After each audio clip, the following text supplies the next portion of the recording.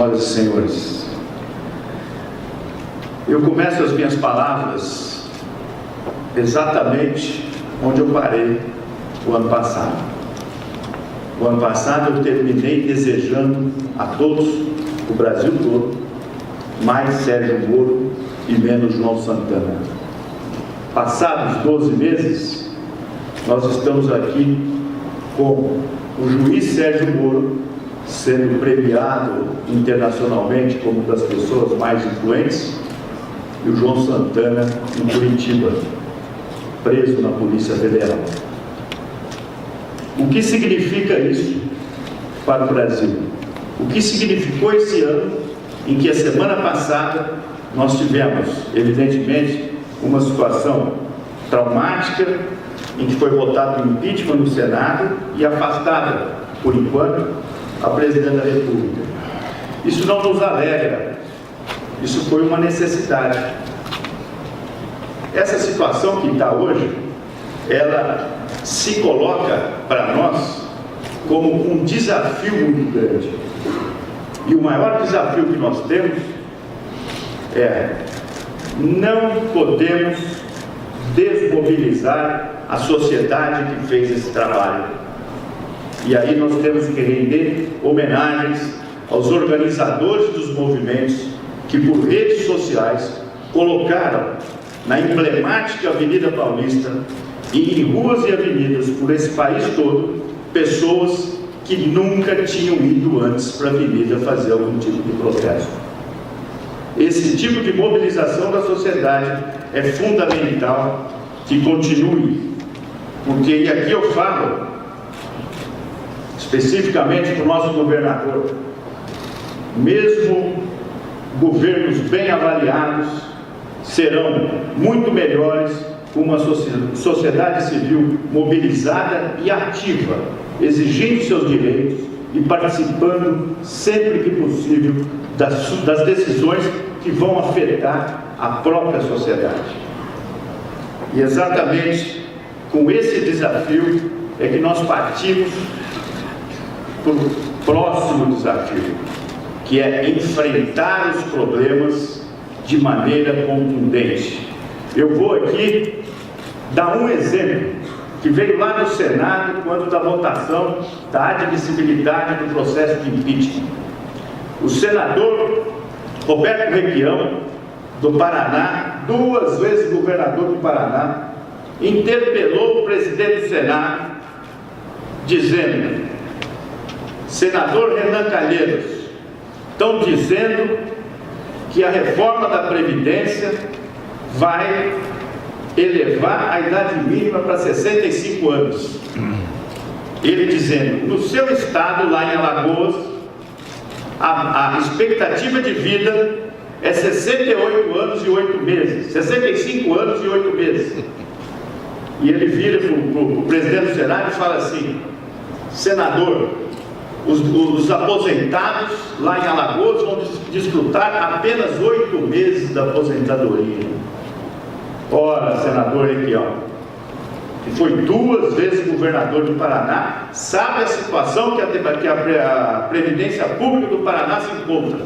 Falar isso é uma desonestidade.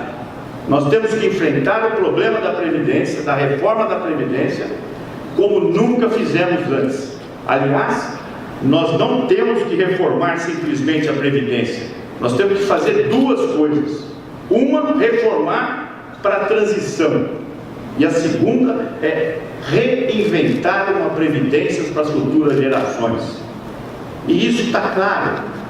Os países europeus hoje têm 67 anos de idade mínima, com tendência a aumentar. Nós temos que trilhar esse mesmo caminho com a força política, com a força da nossa sociedade, e não com políticos como o exemplo que eu acabei de dar, que fecha os olhos para situações completamente reais. E falando em realidade, nós vamos falar da questão demográfica. Há algum tempo atrás a pirâmide etária era pirâmide. Estamos passando pela fase de barril. E paz, meus senhores, nós chegaremos na fase de cogumelo. E aí nós precisamos ter a responsabilidade hoje para chegar amanhã com uma maneira adequada, com uma sociedade civil organizada, com uma população bem tratada. E para isso, nós podemos, o próprio IBGE tem dados importantes sobre a questão demográfica. Nós estamos hoje com 204 milhões de habitantes.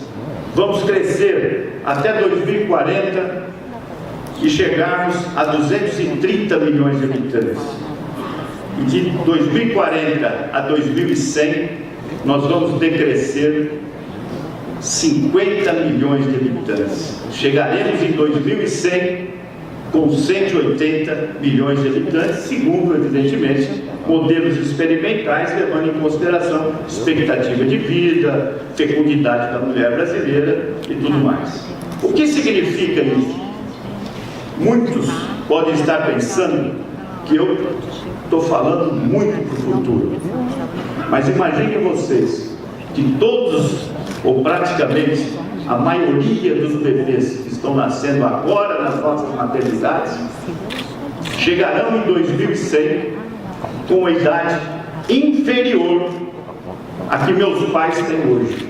Ou seja, eu estou falando de realidade.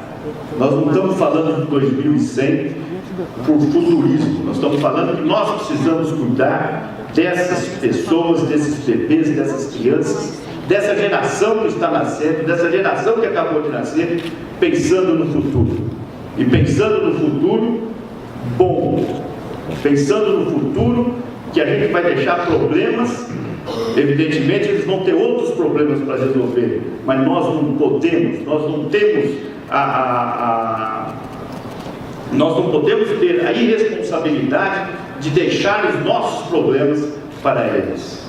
A questão da saúde, minhas senhoras e meus senhores, é muito simples.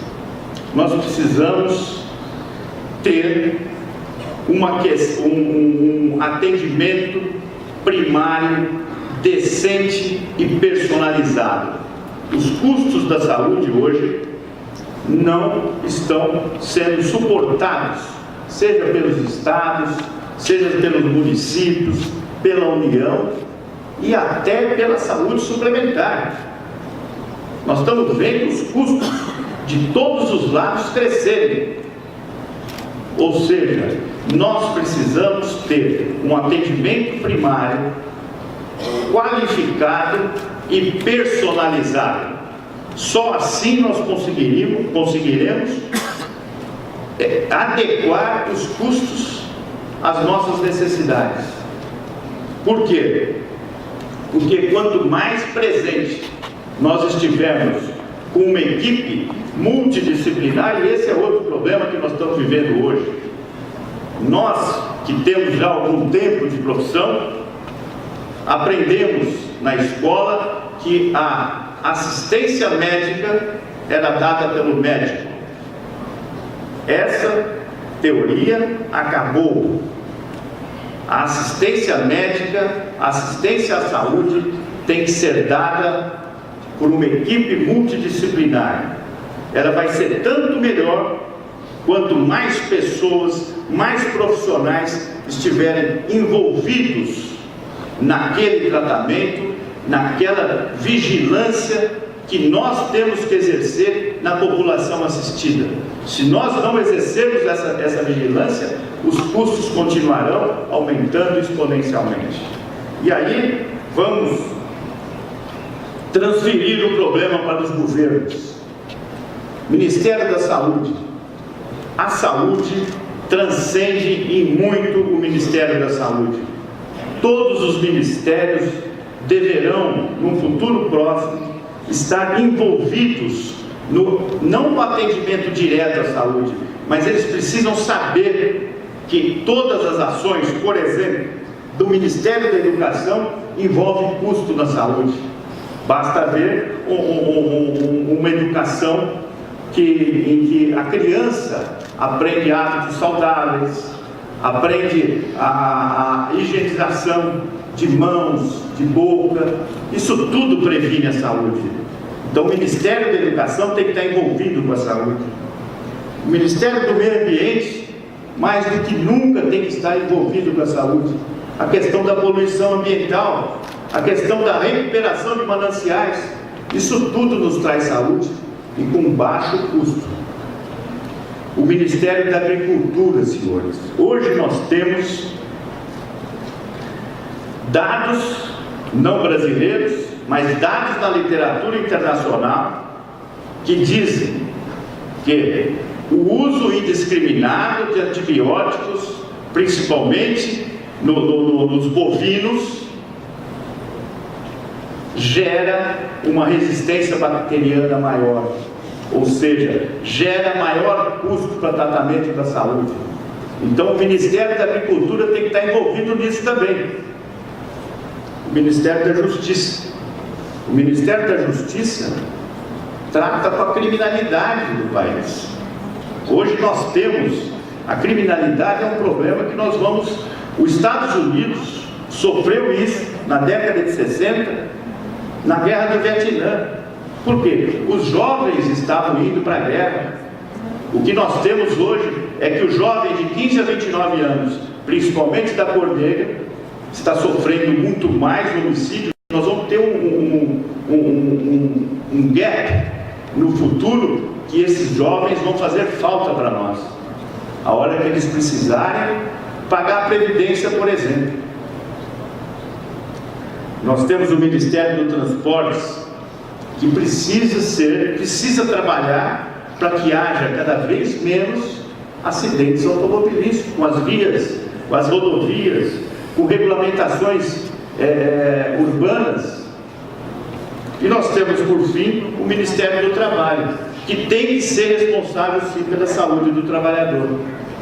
Então, um dos pontos que nós precisamos cada vez mais exigir dos governos, seja qual ele for, é que todo o governo, a integralidade do governo, esteja envolvido não com cuidado diretamente, mas esteja envolvido com os resultados da saúde. Por fim, eu quero mais uma vez agradecer a doutora Valesca, agradecer ao Jean-François Quetan e a presença de todos vocês, e desejar uma semana muito profícua, uma semana repleta de novos conhecimentos e novos relacionamentos, que com certeza trarão muitos frutos para todos nós. Muito obrigado e uma boa semana a todos.